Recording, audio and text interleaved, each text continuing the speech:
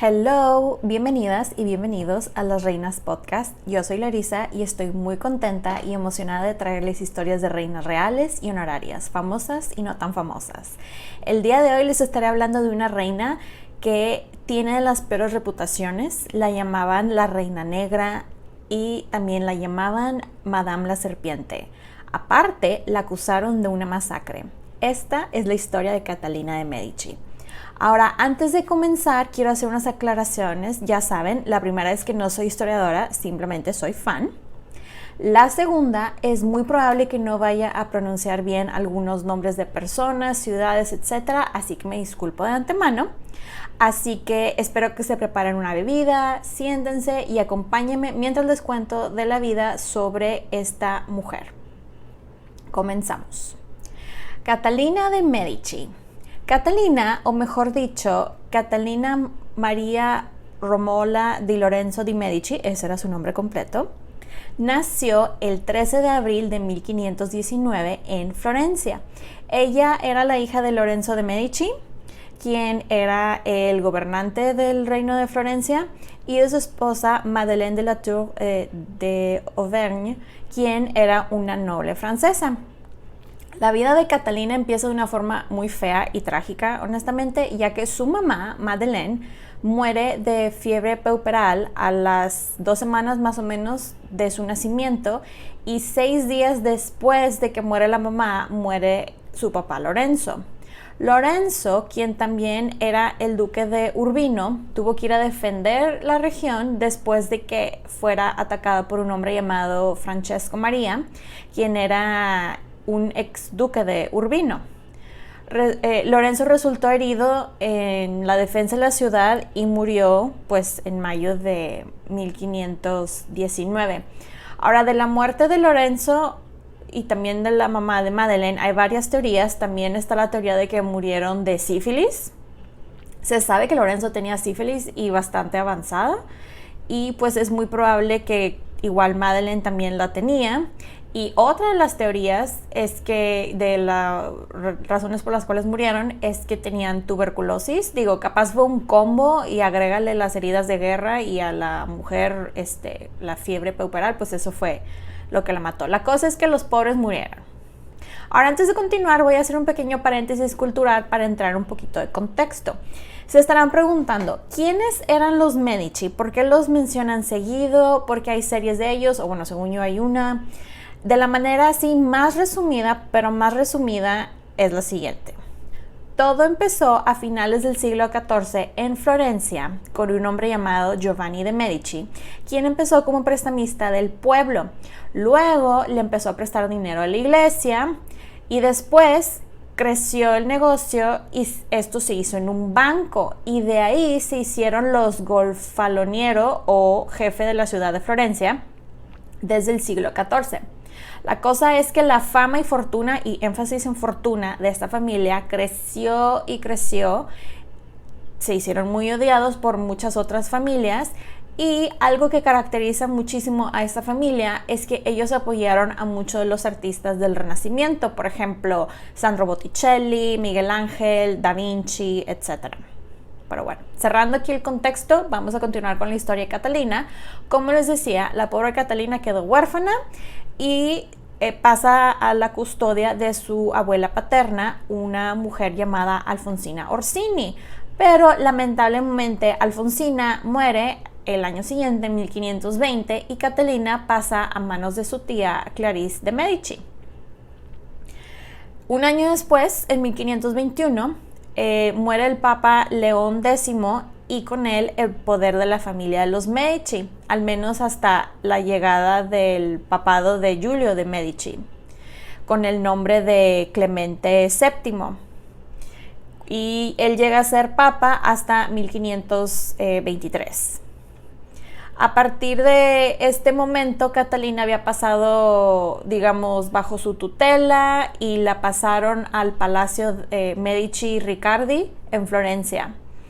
Pero cuando Catalina tenía 8 años, en 1527, la familia de Medici fue destituida del poder florentino por el cardenal Silvio Passerini.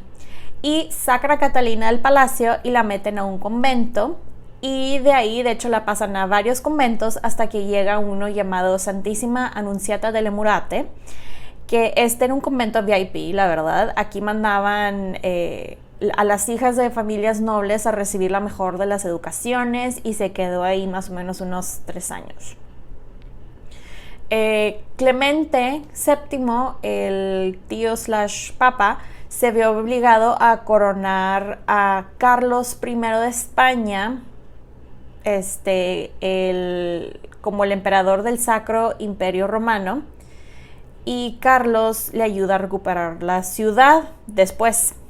Y luego, desde octubre de 1529, Florencia se vio citada por las fuerzas del emperador y la multitud que odiaba a los Medici, y estaban viendo cómo sacaban a Catalina del convento y veían cómo la mataban.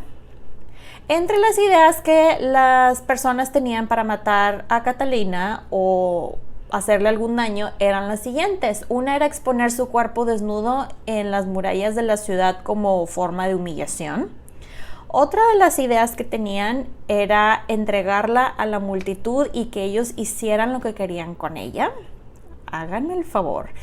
Y la última de las ideas era sacar a la niña del convento y dejarla en un burdel para soldados, ya que si era violada ya nadie iba a poder casarla. Querían hacerle esto a una niña de 10, 11 años, imagínense, pobre niña.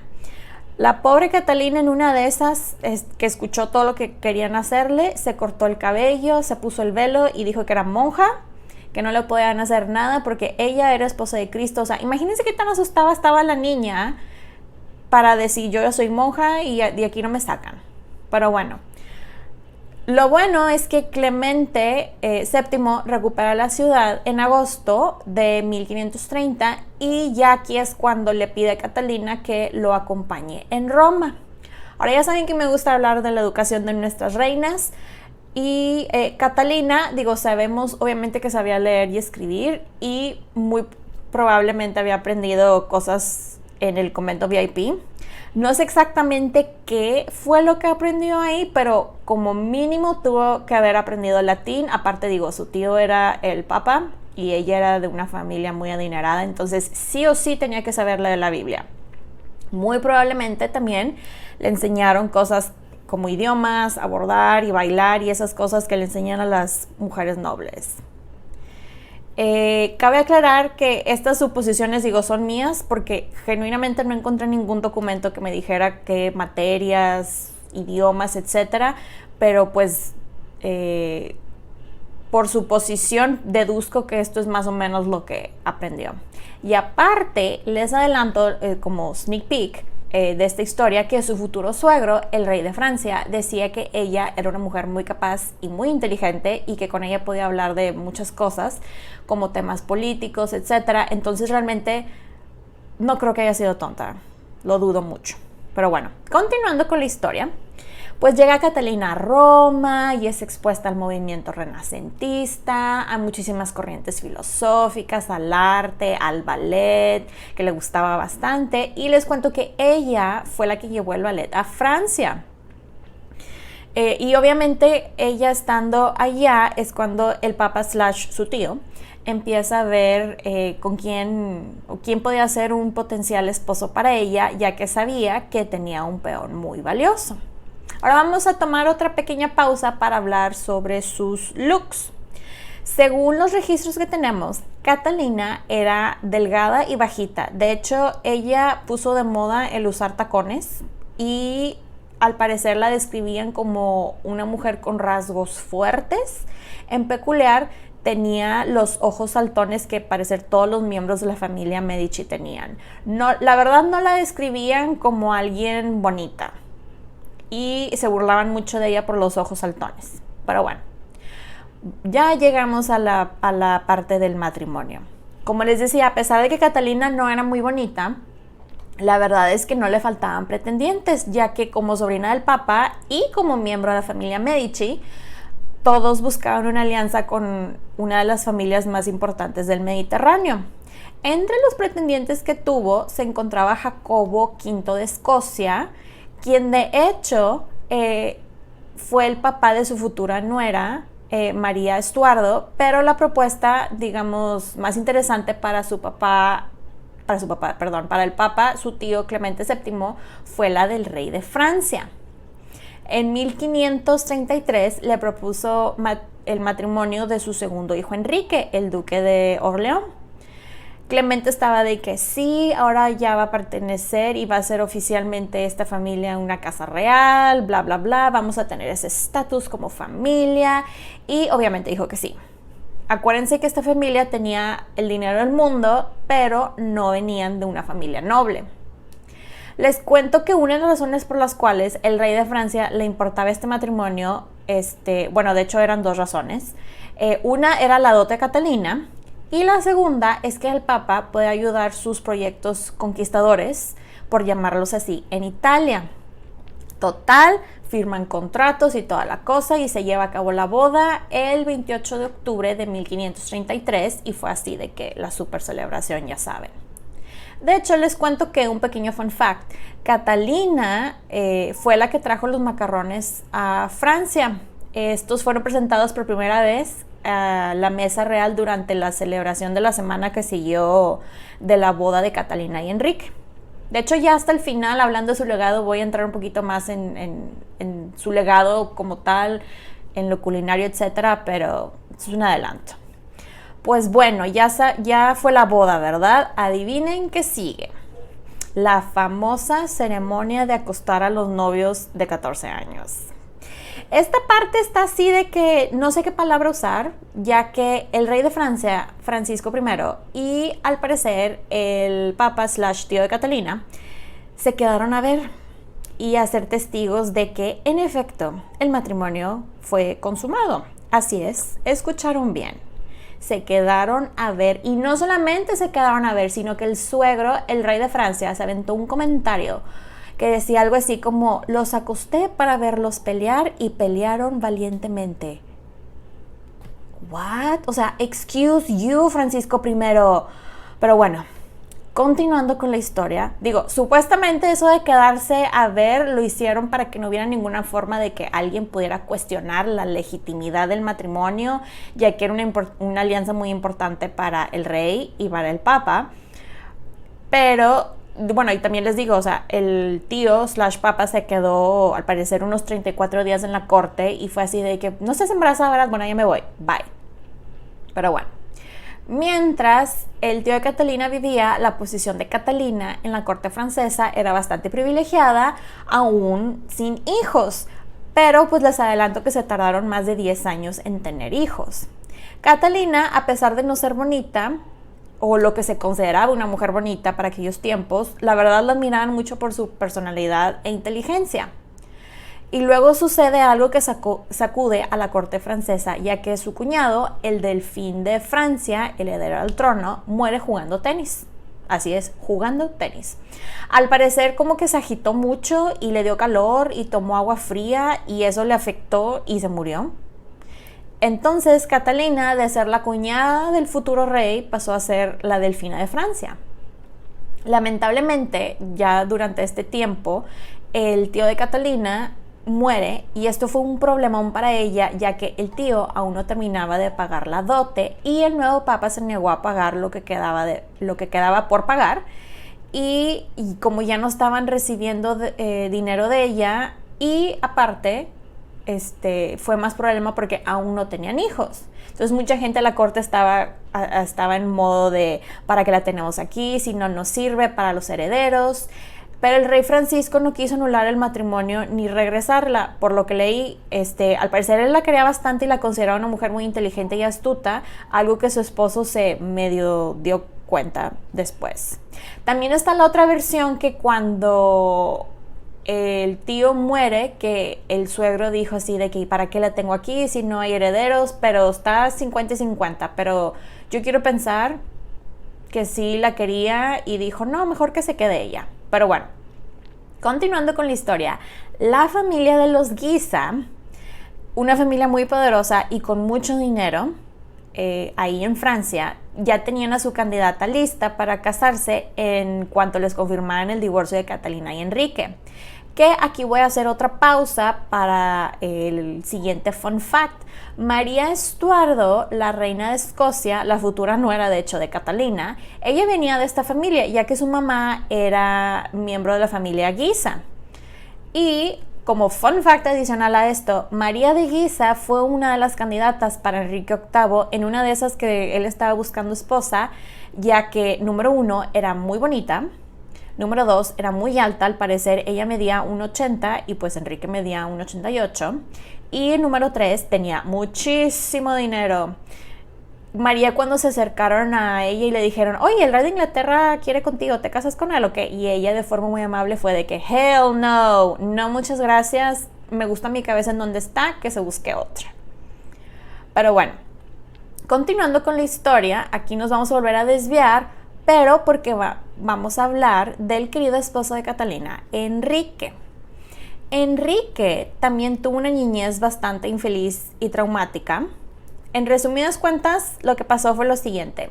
Su papá, el rey Francisco, andaba peleándose con el rey de España, Carlos I, y en una de esas batallas que se fue a pelear, lo terminan capturando.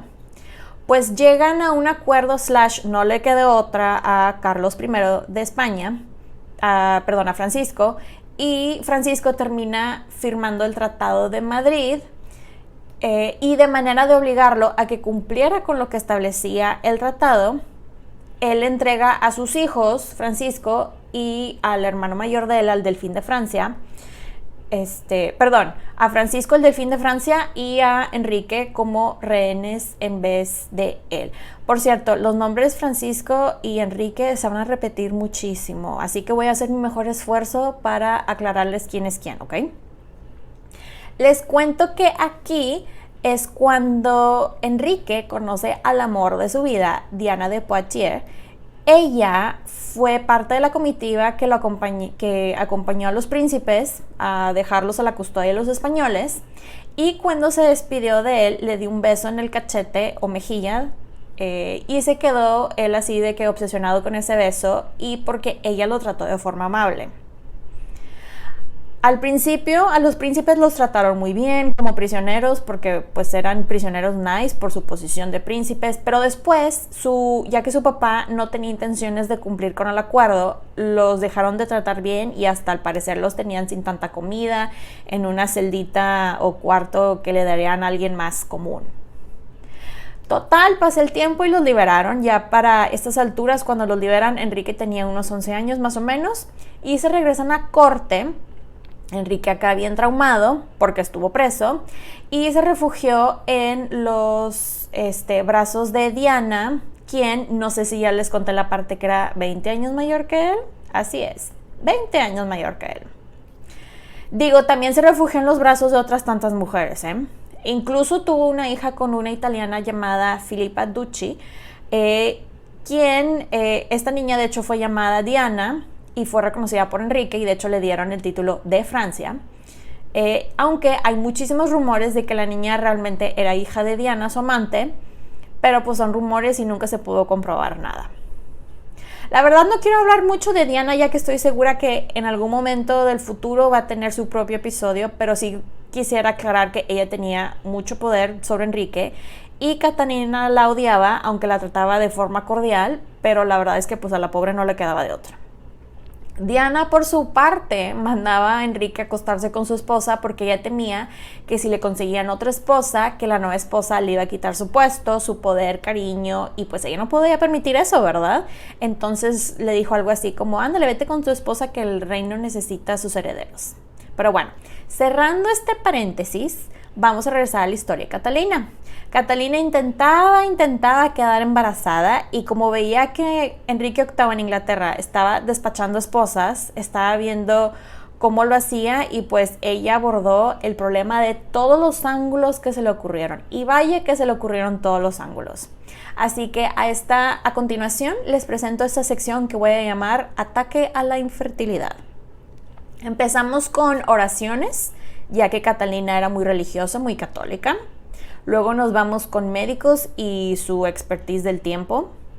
Después con su equipo de alquimistas, con su equipo de astrólogos. De hecho, les cuento que ellos le dijeron que ella iba a ser madre de 3 reyes de Francia. Uno de los miembros de su equipo de astrólogos era el famoso Nostradamus. Y a esta última parte de ataque a la infertilidad la voy a llamar remedios caseros bastante cuestionables.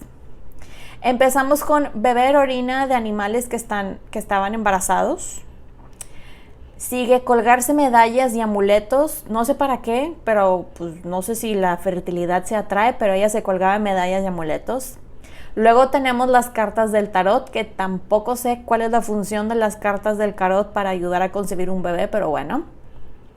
Luego tenemos el no montarse en los lomos de mulas, ya que ese animal es infértil y se creía que podía transmitir la infertilidad. Digo, no sé por qué montaría ella una mula, francamente por su estatus, pero la cosa es que no lo hacía la mujer. Al parecer también mezclaba, esto está medio gross, así que agárrense, popó de vaca con cuernos triturados de venados, y la mezcla la ponía en una tela y se lo introducía ahí donde se imaginan. Lo cual digo yo, ¿what? O sea, ¿quién de esa época dijo que eso era buena idea y que eso te iba a dar un bebé? O sea, ¿cómo llegan de punto A a punto B con este tipo de remedios? En serio. También tenemos que agregaba los órganos sexuales de jabalís, ciervos y gatos triturados con diferentes hierbas, y todo se lo agregaba a sus comidas y a su vino. Este siguiente remedio me llamó mucho la atención, ya que usaba cuerno de unicornio y marfil triturado y se lo ponía en su agua, y esto era así de que muy wow, porque los cuernos de unicornio eran escasos. Aquí digo yo, ¿what? Y what con muchos signos de interrogación, ¿eh? Por lo mismo de la escasez de unicornios, se podía cambiar el ingrediente, de unicornio a sangre de conejo o orina de ovejas al agua. También consumía la sangre de liebre y la pata trasera izquierda de una comadreja, mezclado con vinagre. Nuevamente, ¿cómo llegan de punto A a punto B con estos remedios? Y también tenemos, ya saben, los afrodisíacos y pócimas de amor y cuánta cosa. Por último, ella se ponía encima del ombligo una especie de mezcla extraña que estaba compuesta de lombrices con vígaro pulverizado, cuerno de venado pulverizado, popó de vaca y leche de yegua.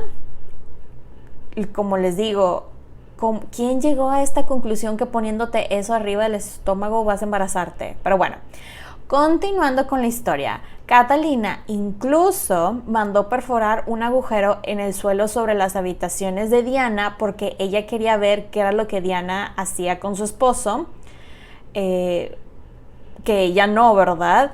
Pero al parecer nunca terminaba de ver, porque siempre lloraba y se iba. Después, Catalina manda a traer a un doctor llamado Jean Fernel para que les hiciera un examen físico exhaustivo tanto a ella como a Enrique, y resulta ser que el doctor concluyó que Enrique era el que no estaba anatómicamente bien. Dijo que los dos tenían deformidades anatómicas. Me imagino que para que no se burlaran o hicieran menos hombre al delfín, pero realmente era Enrique el del problema. Y la causa del por qué aún no tenían hijos, pues resulta ser que Enrique tenía algo llamado hipospadias, que es una fisura uretral inferior. O sea, básicamente el medio por el cual el semen salía estaba deforme, /chueco, /desviado. Utilicen aquí la palabra que quieran, ¿ok? La culpa se la habían echado a Catalina, porque obviamente es mujer, tiene que tener la culpa. Pero, oh sorpresa, no era culpa de ella, era culpa de él.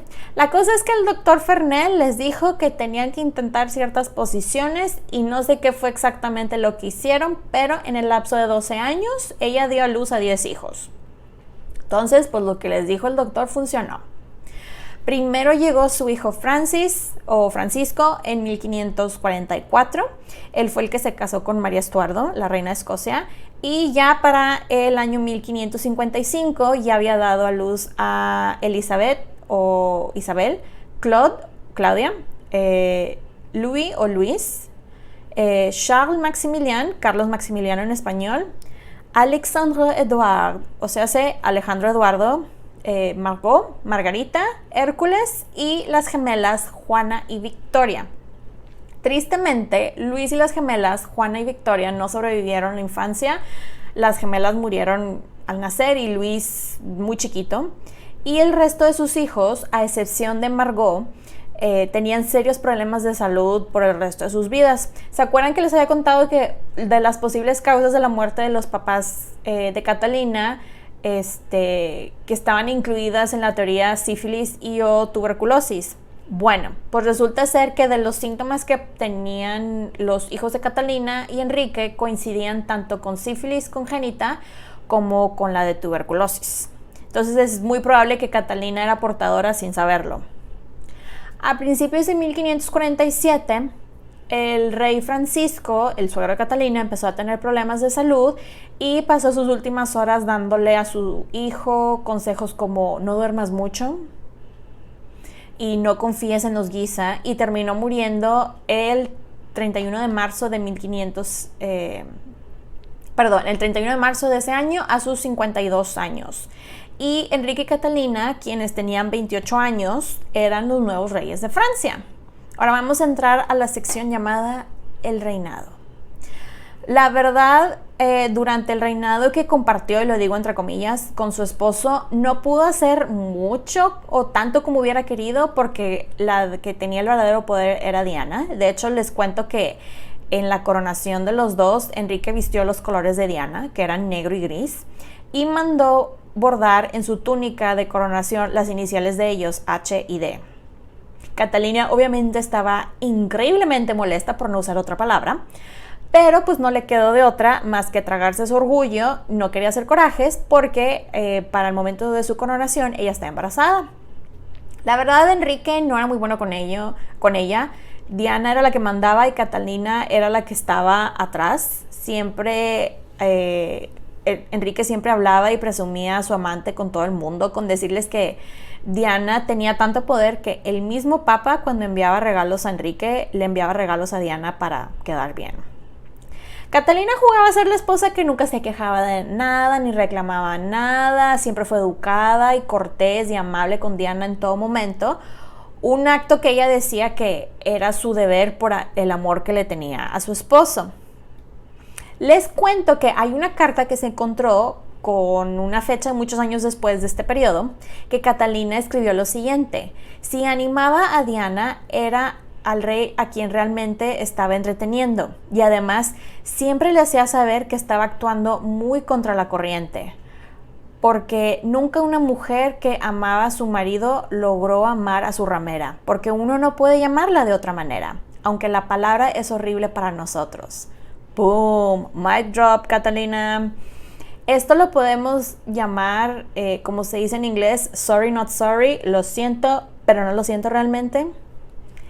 Y de hecho les cuento igual que Enrique una vez tuvo que salir, algo de una guerra, ya saben, la gente se peleaba mucho en aquellos tiempos, y la dejó a Catalina como regente, pero no la dejó con todo el poder, pues.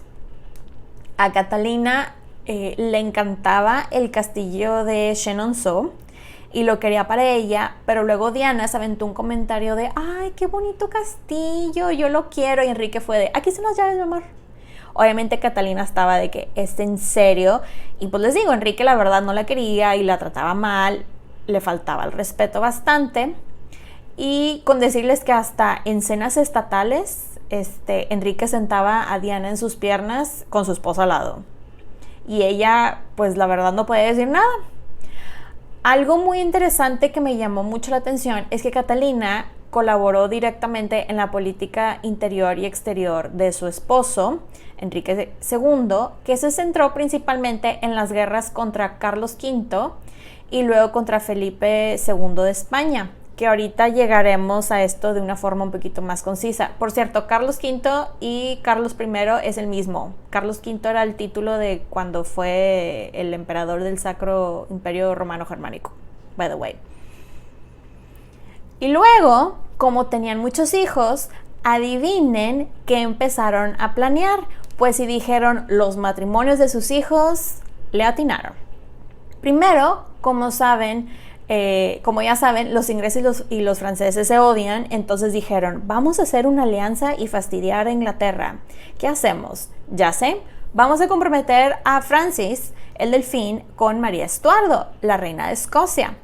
María, a todo esto, de hecho, ella llegó a la corte francesa a sus 5 años más o menos y se crió con los príncipes Valois y se terminó casando a sus 15 años más o menos, a los 16, de María y 15 de Francisco en 1558. Luego, el 19 de enero de 1559, casan a la princesa Claudia, quien tenía 11 años, con el duque de Lorena. Después le toca el turno a la princesa Elizabeth o Isabel, a quien casaron con el rey de España, Felipe II, el hijo de Carlos V. Y sí, ese Carlos V, el de los chocolates. Si no saben de quién hablo, hay unos chocolates que se venden aquí en México y en distintos países, según yo, y así se llaman, Carlos V. Este matrimonio entre España y Francia, de hecho, era una alianza y el resultado del tratado que puso el fin de la última guerra italiana, una guerra que duró más de 38 años. Aquí es cuando todo cambia para Catalina y su futuro esposo, el rey, ya que estaban dándole con todas las fiestas para festejar esta alianza / matrimonio. Poco después de la boda de Elizabeth, Catalina soñó, esto fue durante como semana o 2 semanas de los festejos de la boda. Catalina tiene un sueño que Enrique estaba tirado en el suelo, gravemente herido y cubierto de sangre, y ella estaba segura de que esta visión, este sueño, tenía algo que ver con el torneo de justa que Enrique estaba organizando y quería participar. Catalina recibió una advertencia del astrólogo de la familia Medici, un hombre llamado Luca Guarico, quien había dicho que Enrique, y lo cito, debía evitar combate singular en un espacio cerrado a sus 40 años, perdón. Al parecer, esto también se lo consultó a Nostradamus y él le dijo que algo malo iba a pasar si Enrique hacía eso, si Enrique participaba en eso. Pues llega el día del torneo, el 30 de junio de 1559. Imagínense Catalina llorándole al esposo y rogándole de que no te vayas, por favor, no participes. Y él obviamente fue de que, bye Catalina, obvio, voy a hacer lo que quiero.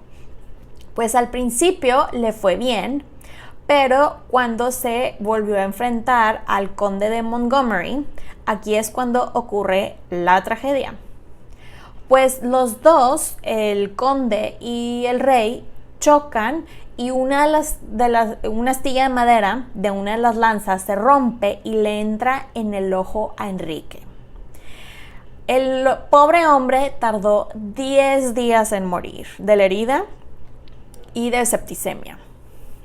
Catalina queda viuda a sus 40 años y el resto de sus días vestiría de negro en señal de su luto, lo cual era de cierta manera un escándalo, ya que en la época se vestían de blanco para guardar luto y no negro. El blanco era como símbolo de que eran inocentes y puras, whatever. Y Catalina fue de que yo estoy triste y me voy a poner negro y ya, háganle como quieran. Pues su hijo de 15, casi 16 años, Francis, hereda el trono con su esposa, la reina de Escocia, pero el pobre tenía problemas de salud. ¿Se acuerdan que el suegro, casi muriéndose, les dijo, cuidado con los Guisa? Bueno, pues en este momento de la historia ellos tratan de meterse a ser regentes y controlar el gobierno. Para esto, déjenme les cuento lo que estaba pasando en el país. Así, a muy grandes rasgos, lo que pasaba era lo siguiente. Habían guerras por religión, los católicos contra los protestantes, que en Francia, de hecho, a los protestantes los llamaban hugonotes.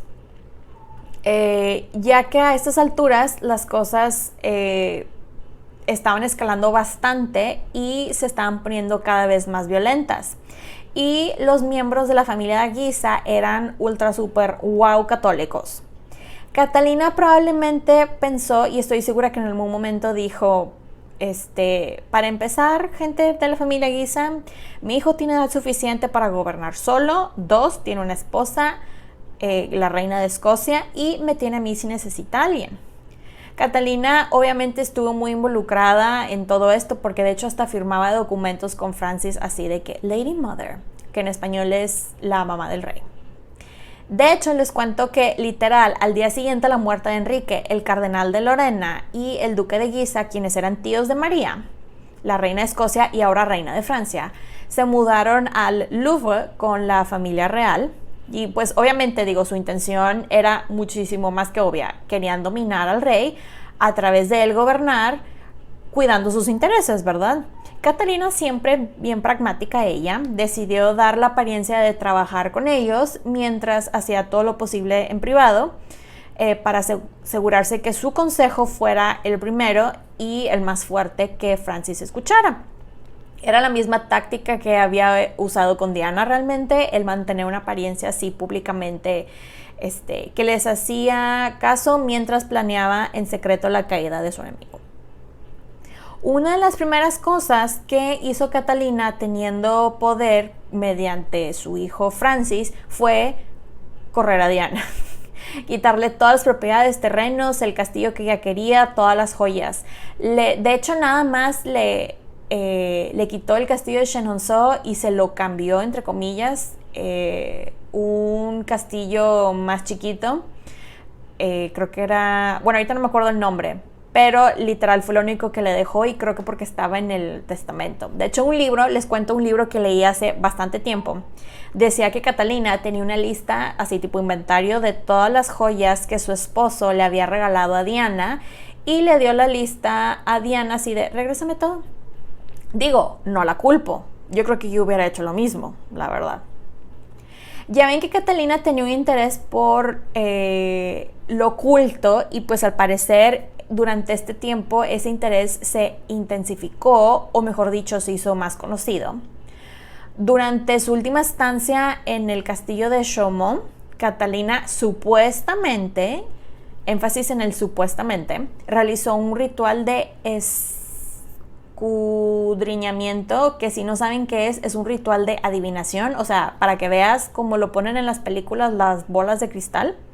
La cosa es que hizo esto con Cosimo de Ruggiere, que era su astrólogo personal, y Ruggiere, de hecho se decía que él era maestro de las artes oscuras y posiblemente un nigromante, que Ruggiere levantó un espejo encantado para Catalina y que en él vio la visión que decía que ella iba a tener 3 hijos que iban a ser reyes de Francia, pero que el trono se iba a pasar al primo de ellos, a Enrique el príncipe de Navarra. Cof, cof, la verdad es que eso es lo que pasa. Con sus hijos termina la dinastía Valois y empieza la dinastía de Borbón, la cual acaba con Luis XVI y María Antonieta. Continuando con la historia, Catalina también le encargó un amuleto a Nostradamus hecho de metal mezclado con sangre humana y de cabra, y al parecer tenía un taller en el castillo de Blois que tenía paredes llenas de cientos de gabinetes secretos en donde guardaba una variedad de venenos. Porque a Catalina cada rato la acusaban de andar envenenando medio mundo. Un filósofo de la época llamado Jean Bodin afirmó que ella fue la que inventó la misa negra.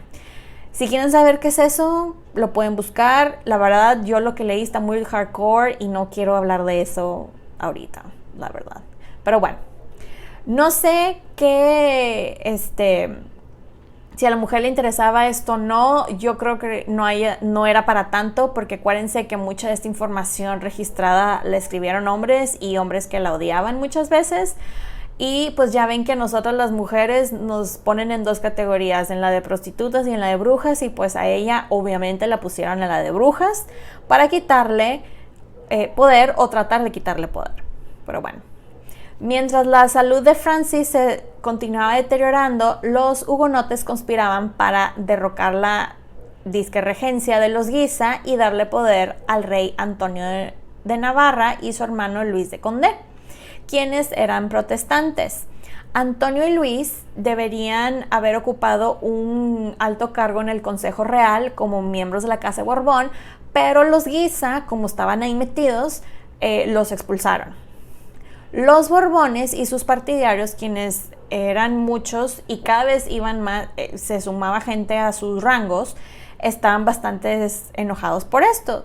Y en los meses siguientes hubo numerosos disturbios y revueltas hugonotes, no nada más en París, en toda Francia. Catalina, por su parte, hizo todo lo posible por hacer las paces entre las dos facciones religiosas, para ser la mediadora promoviendo clemencia y libertad de culto, pero desafortunadamente sus intentos de encontrar algún tipo de término medio amistoso, digamos, entre los católicos y los protestantes, solo hizo que cada lado desconfiara más de ella. Así, muy resumido, los Guises y los Borbones se la pasaban peleando al punto que ella hizo que se abrazaran en público para que las cosas se calmaran, como buena mamá. Los Guisa pierden el poder en la corte, al menos directamente, cuando muere el rey Francis, el esposo de María, porque pues ya ahí ya game over para ellos. El pobre Francis murió de una terrible infección en el oído el 5 de diciembre de 1560 y al parecer tenía otros problemas, la verdad. Lo que fue a rematar fue la terrible infección que le dio. Catalina convocó rápidamente al Consejo Privado y declaró a Charles Maximilien, o sea, Carlos Maximiliano, rey de Francia, diciendo las siguientes palabras: puesto que ha complacido a Dios privarme de mi hijo mayor, no pienso abandonarme a la desesperación, sino someterme a la divina voluntad y asistir y servir al rey, mi segundo hijo, en la débil medida de mi experiencia.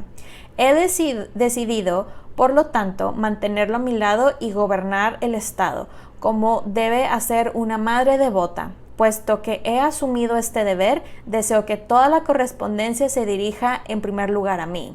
Lo abriré en vuestra presencia y en particular en la del rey de Navarra, que ocupará el primer lugar en el consejo como pariente más cercano del rey. Tal es mi voluntad.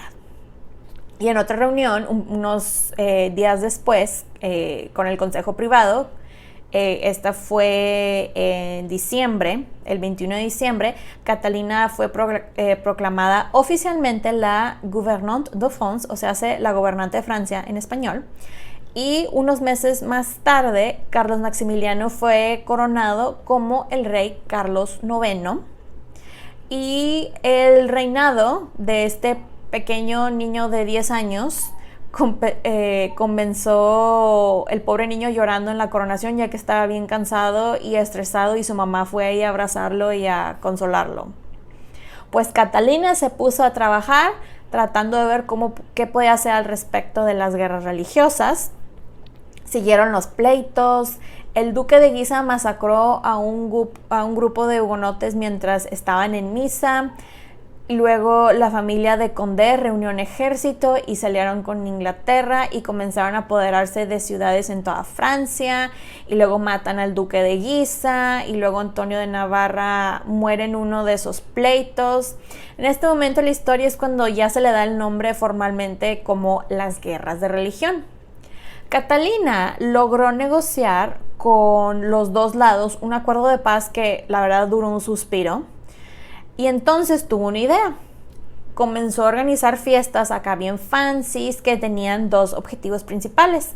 El primer objetivo era mantener a la nobleza, tanto católica como protestante, bien borrachos, bien ebrios y felices porque su lógica era: si están borrachos y felices, no se van a ir a pelear. Y el segundo motivo era mostrarle al mundo que la casa de Valois era vital y magnífica como siempre lo había sido, como lo fue durante los años de su suegro y de su esposo. También les cuento que fue durante este tiempo que Catalina creó uno de sus legados más notorios, su Flying Squadron, que en español significa el escuadrón volador. Este escuadrón consistía en mujeres muy bellas e inteligentes que eran sus espías. El escuadrón volador le traía información sobre maniobras políticas. Lo que hacían básicamente era seducir a los hombres y les sacaban toda la info, o como se dice, de manera más informal, les sacaban toda la sopa. Después a Catalina se le ocurrió, de manera de lograr la paz con la gente común y que la gente viera a su rey, y organizó una gira por el país. Esta gira duró más o menos unos 2 años y en general fue un éxito a lo que respecta a los objetivos políticos, ya que los franceses lograron ver y conocer a su rey y él al pueblo.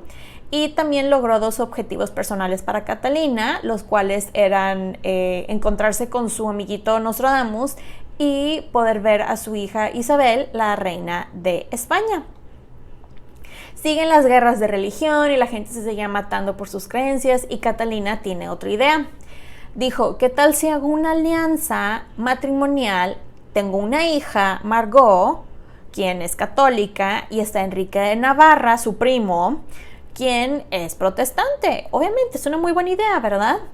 Digo, para ella esta alianza tenía sentido por 2 razones. La primera es que iba supuestamente a haber paz, porque pues tienes a alguien de la familia real católico, los Valois, y les digo, se va a casar con alguien de la familia de los Borbón, que son protestantes. Y la segunda razón es que pues como los Borbones eran los primos de los Valois y ellos iban a heredar la corona si no habían herederos Valois, entonces dijo, pues ellos van a heredar, protestante, católica, podemos trabajar con esto. Pero aquí había un pequeño problema. Margot no quería casarse porque ella tenía un amante, y de hecho este amante era el nuevo duque de Guisa, y por lo tanto pues no se quería casar con Enrique Navarra. Aparte de que no se quería casar con él porque no quería casarse, Enrique y Margot no se llevaban así nada, se odiaban. Después tenemos un escándalo, otro, ya que la mamá de Enrique de Navarra, una mujer llamada Jeanne d'Albret, inicialmente estaba en contra del matrimonio, pero Catalina la convenció que era una muy buena idea y hasta le prometió que iba a conseguir una dispensa especial del Papa para que Enrique pudiera seguir siendo protestante y poder casarse, y pues ya con esto dijo que ok, y se anunció el compromiso y cuánta cosa. Pero aquí la parte escandalosa es que menos de 2 meses después, la futura suegra de Margot se enfermó y murió en París, y todo el mundo decía que fue Catalina la que la mandó matar con un par de guantes envenenados que supuestamente le había enviado. Pues bueno, llega el día de la boda de Margot y de Enrique, el 18 de agosto de 1572. Para todo esto, pues como se estaba casando una persona muy importante para los protestantes, pues habían muchísimos protestantes / hugonotes en París, y pues la gente estaba muy nerviosa por el evento, pero pues en el momento de la boda no pasó nada. Lo terrible, y que por alguna razón culparon a Catalina, vino unos días después. La masacre o matanza del día de San Bartolomé comenzó temprano en la mañana del 24 de agosto con el asesinato del almirante Coligny, que llevó a cabo Enrique de Guisa. Los nobles hugonotes que se habían alojado en el Louvre para la boda fueron asesinados, todos, en sus habitaciones, y el caos estalló rápidamente y la violencia se extendió a las calles. Los católicos empezaron a matar a todos los hugonotes que se encontraron, y para cuando terminó la masacre, los católicos habían asesinado a miles de hugonotes. Digo, esta masacre / matanza lamentablemente duró semanas. Y al parecer murieron aproximadamente unas 30,000 personas. Algunos dicen que eran menos, otros dicen que eran más, pero la cosa es que muchísima gente murió. Enrique de Navarra y su primo Enrique de Condé se salvaron porque prometieron convertirse católicos. Y los hugonotes que quedaban estaban convencidos que todo esto fue un complot elaborado por Catalina, la reina serpiente, que ella había organizado la boda de su hija con Enrique con la intención de atraer a todos los protestantes a París y luego matarlos. Los hugonotes comunes, viendo cómo estaban matando a sus hermanos y hermanas, se escondieron y muchos se convirtieron al catolicismo. No mucho después de la masacre, era más que obvio que el rey Carlos IX se estaba muriendo y Catalina arregló un deal. Un trato, y envió al delfín Alejandro Eduardo, quien en algún punto de esta historia le cambiaron su nombre de Alejandro Eduardo a Enrique, el futuro Enrique III, porque al parecer en Francia no hay más nombres más que Francisco y Enrique, porque no les gusta batallar. Mandan a, vamos a llamarlo Enrique III de una vez, Enrique a ser el rey de Polonia. El propósito de esto era tener un pie en la puerta de Europa del Este y generar dinero que la familia necesitaba, pero desafortunadamente esta aventura a Polonia pues fue menos lucrativa de lo que se esperaba. Se muere Carlos IX y mandan traer a Enrique III de Polonia para coronarlo. Enrique tampoco le interesaba mucho la parte de ser rey. La verdad, él le pasó muchas responsabilidades a su mamá y ella estaba encantada al principio. Él solamente quería sus fiestas de disfraces con su grupo de amigos, a los cuales llamaban mignons, que significa en español como los guapos o los cuties, así. Enrique III era muy extravagante. Le encantaba vestirse con plumas y joyas y cuánta cosa. Muy probablemente era bisexual, pero pues en aquellos tiempos esto era un escándalo, y sobre todo porque la gente era muy religiosa. Pero bueno, él también se casa, pero tampoco tiene herederos. Él era el hijo, de hecho les cuento que él era el hijo favorito de Catalina, y a ella le pasaba todo y le decía que sí a sus tonterías y cuánta cosa. Pero luego tienen otro problema.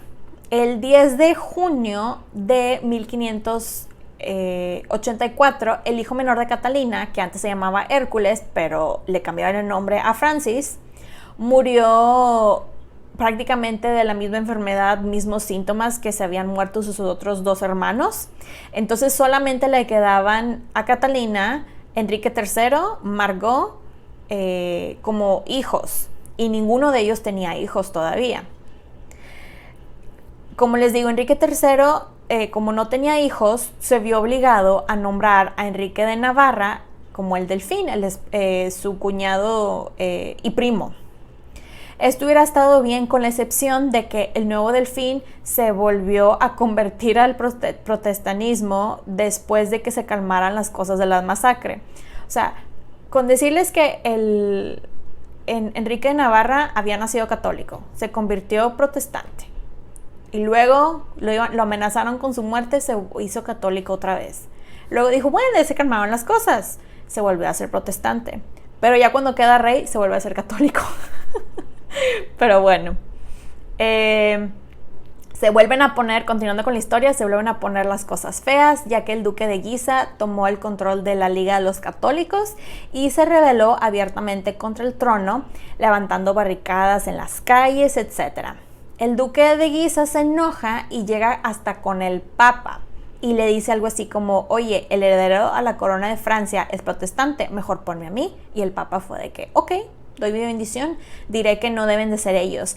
Obviamente esto no le gustó ni un tantito al rey, a Enrique III, y empezó a planear su venganza.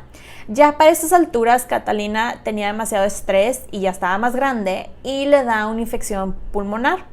Enrique, su hijo, aprovecha que su mamá está enferma y corre a todos sus ministros, muchos de los cuales habían tenido esos puestos a través de su mamá. Después, Enrique III invita al duque de Guisa y a su hermano al castillo de Blois, supuestamente para discutir la evolución de la crisis y a pasar Navidad, etc. Pero en realidad lo citó para matarlo, y eso es lo que les hace. Los manda a descuartizar y a quemar los cuerpos en una hoguera. Y luego llega Enrique con su mamá así de, ay, adivina qué, mamá, maté a los hermanos Guisa. Y Catalina así de, ya muriéndose la mujer, así de, es en serio, hijo, esto te va a costar muy caro, ¿por qué lo hiciste? Y él, ni modo, ya lo hice. Y se fue. Y luego, el 5 de enero de 1589, Catalina muere a la edad de 69 años. Al parecer, sus últimas palabras fueron: ya no puedo hacer más. Al momento de su muerte, tuvo que ser enterrada en el castillo de Blois, ya que París estaba ocupada por los enemigos de la corona. Y años más tarde, la hija que su esposo reconoció, Diana de Francia, sacó sus restos de Blois y se los llevó para enterrarla como reina, vaya, como se merecía, en la Basílica de Saint-Denis en París. Ahí estuvo su cuerpo hasta el tiempo de la Revolución Francesa. Y cuando llega el tiempo de la Revolución Francesa, un grupo de personas entraron y sacaron sus huesos y de otros monarcas que estaban enterrados ahí y los aventaron a una fosa común de reyes. Su hijo, Enrique III, fue asesinado 8 meses después y hereda el trono Enrique de Navarra, quien, como les dije, se reconvirtió al catolicismo y gobernaba como Enrique IV de Francia. Y pues este fue el fin de la dinastía Valois y el comienzo de la dinastía Borbón. Ahora vamos a hablar de su legado. La primera categoría que lo dividí fue artes y arquitectura. Catalina, como buen miembro de la familia Medici, apoyó las artes, tenía una amplia colección de pinturas, tapices, mapas, esculturas, cerámica, etc. Ella, en cuanto tuvo acceso a la tesorería francesa, de hecho lanzó un programa para apoyar a diferentes artistas y este programa duró unos 30 años. Uno de los artistas que apoyó este programa fue el pintor François Clouet, y a su hijo y a otro pintor llamado Antoine Caron. Ellos hicieron varias de las pinturas de la familia real. Ella era súper fan de la arquitectura y después de la muerte de su esposo mandó a hacer espacios para engrandecer, digamos, el nombre de la familia Valois en diferentes castillos como el de Monceau, Saint-Maur y Chenonceau. También mandó construir 2 nuevos palacios en París, el de las Tullerías y el Hotel de la Reine, el Hotel de la Reina. Su legado en la gastronomía. Catalina revolucionó la comida francesa al introducir el uso del tenedor con el objetivo de alimentarse de una forma pues más refinada y evitar el contacto directo de las manos con la comida. También se le atribuye el haber traído el helado desde Italia. Hay así como que versiones diferentes que si fue ella o fue un señor siciliano llamado Francisco Procopio que supuestamente abrió el primer café que vendía helados en París, pero sabemos que Catalina introdujo en la corte francesa cosas heladas.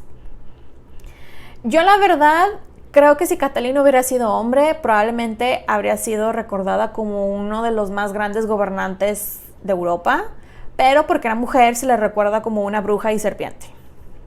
Cierro este episodio con una de las frases que dice el personaje de Catalina en la serie de Reign. La historia la escriben los sobrevivientes y yo soy eso. Espero que les haya gustado este episodio. Pueden encontrar los episodios de Las Reinas Podcast en diferentes plataformas como Spotify, YouTube, Apple Podcast y Amazon Music. Y también están mis diferentes redes sociales como Instagram y Facebook, como @lasreinaspodcast y @lasreinaspod en Twitter. Recuerden suscribirse, darle like, activar la campanita para recibir notificaciones, descargar los episodios y compartirlos. Incluso pueden dejar su rating y review en Apple Podcast. Muchas gracias por escucharme y por apoyar este podcast. Nos escuchamos pronto. Bye.